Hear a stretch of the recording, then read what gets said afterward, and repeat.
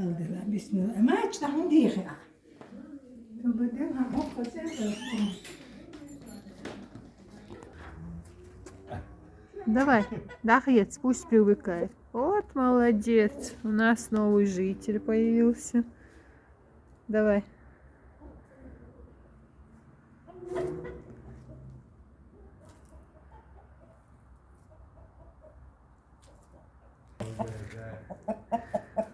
Так вот, ему ай-яй-яй-яй, yaşa.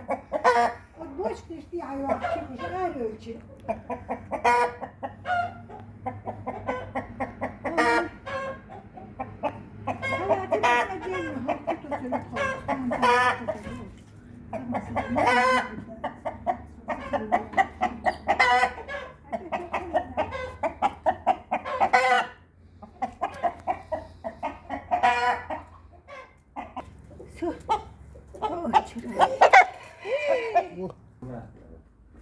Asap чего?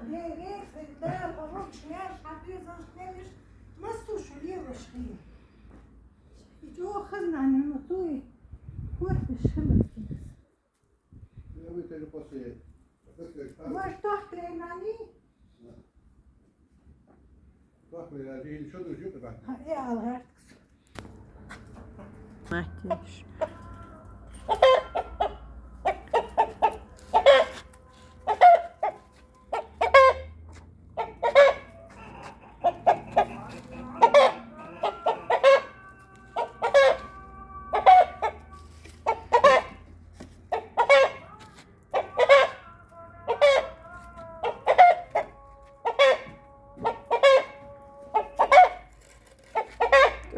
Тяжелый гумилист.